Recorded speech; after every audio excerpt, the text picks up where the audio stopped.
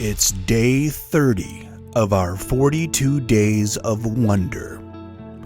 Leaving behind the towering granite walls and alpine serenity of Yosemite, we pointed our rigs towards something completely different, something raw, unforgiving, and unforgettable. Death Valley. From cool mountain air to desert extremes, it felt like crossing into another world entirely. The trees faded, the colors drained, and the horizon stretched wider than anything we'd seen yet. Our route into the park wasn't exactly the easy way in. From Big Pine, California, we turned onto Big Pine Death Valley Road, where the first sign greeted us with a warning. Next services, 75 miles. And right behind it, another sign, unpaved roads ahead. We could hear Fred smile on the radio as he said, "Even better." And he wasn't wrong. What followed was nearly 70 miles of rugged, washboarded backcountry, a relentless stretch of gravel that rattled teeth, tested suspension, and coated everything in a fine layer of desert dust. This road isn't just a shortcut. It's a historic artery connecting Owens Valley to the remote northern reaches of Death Valley and the legendary Scotty's Castle. Along the way, turnoffs led to places few travelers ever see.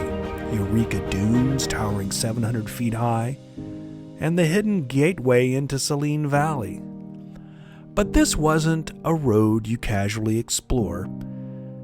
Flash floods from Hurricane Hilary had torn through much of the park years earlier, leaving sections washed out and others still closed to this day. High clearance wasn't optional, it was survival. The Forerunner took its fair share of punishment, and Fred's Hummer? It powered through like a beast, but not without leaving behind a few bolts along the way. Battle scars of the backcountry. After nearly 5 hours of bone-rattling miles, we rolled into Mosquite Spring Campground, tucked quietly into the northern edge of the park. And in the middle of June, we had it completely to ourselves. No crowds, no generators, no distractions, just silence. After a rather arduous journey down a super lengthy washboard road, we're in Death Valley with almost no one because it's summer in Death Valley. The campground had basic amenities: running water, toilets, no power, no hookups. Out here, it's just you and the desert and a deep trust in our solar panels. Exactly how we like it. That evening, we chased the light to Ubehebe Crater, a massive volcanic explosion crater carved into the desert floor, nearly half a mile wide and more than 600 feet deep. This wasn't formed by lava flows, but by violent steam explosions, when rising magma collided with underground water thousands of years ago. Standing on the rim at sunset, the shadows stretched deep into the crater, and the silence hit differently. Back at camp, the desert sky took over. With zero light pollution, the stars didn't just shine, they exploded across the sky. Layer upon layer of constellations, planets, and distant galaxies.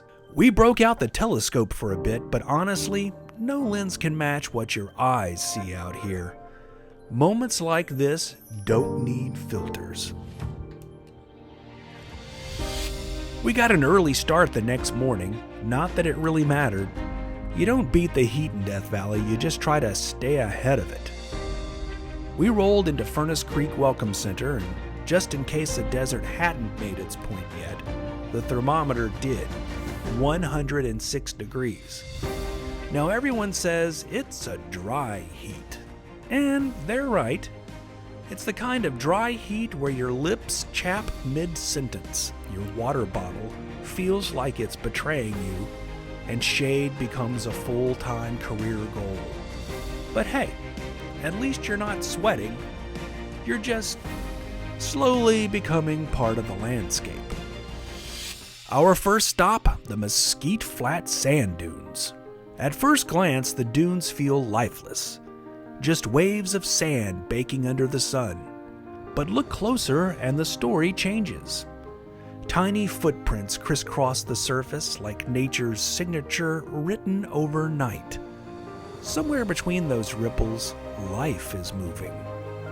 We spotted a few quick flashes of motion, likely long-nosed leopard lizards, perfectly camouflaged against the sand, blending in so well you'd swear the desert itself was shifting.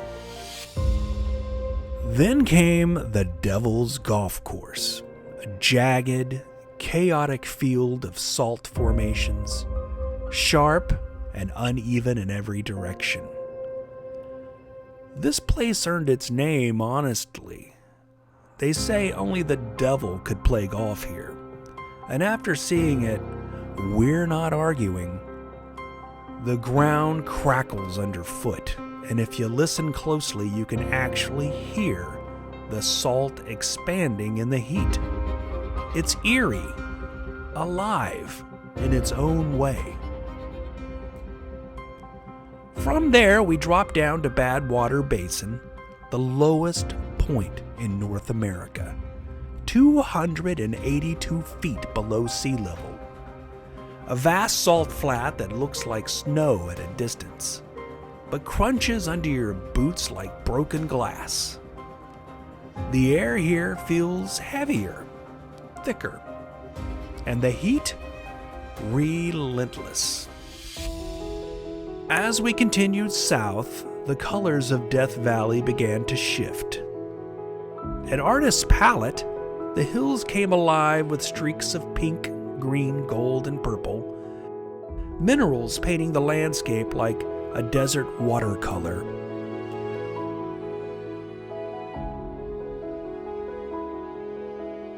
And at Zabriskie Point, the Badlands unfolded into a maze of ridges and textures that looked more like another planet than anything on Earth.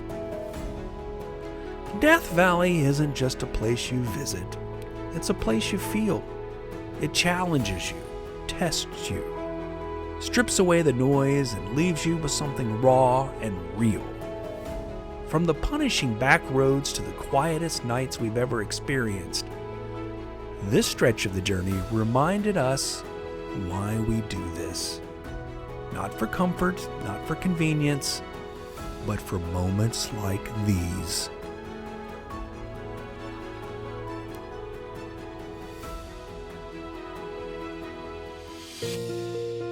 Just when we thought we were in the clear, the maintenance gremlins clocked back in. At one of our final stops in Death Valley, the Hummer suddenly let loose. A full-on torrent from the radiator.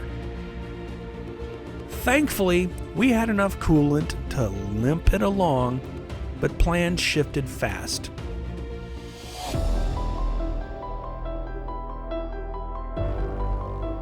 Area 51 would have to wait. Well, mostly. We made a quick stop at the Area 51 Alien Center, a roadside shrine to all things extraterrestrial. Because if your rig's acting strange, aliens feel like a fair suspect. From there, we pushed on to Indian Springs Valley, dispersed camping. A quiet stretch of desert tucked beneath distant mountain ridgelines. A place to regroup, rethink, and start making phone calls.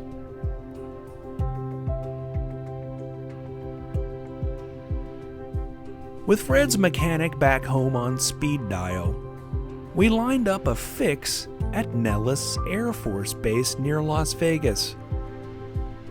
The next day was part repair mission, part field trip, checking out the Thunderbird's home turf, while the Hummer got the attention it needed. Well, the Hummer's been great so far, but we developed a small crack in the radiator, and it's caused me some heat issues. So we're getting it here fixed. Behind me, right there, at the Firestone here in Nellis Air Force Base. So I'm hoping for the best. I think these guys can get it done. So here we go. A long day later, she was back in fighting shape. We rolled into Nellis Fam Camp that night, dusty, tired, but relieved. Sometimes the road throws you problems, and sometimes it finally gives you answers.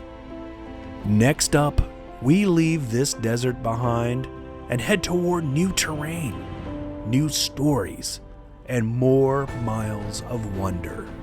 Because this journey, it's far from over.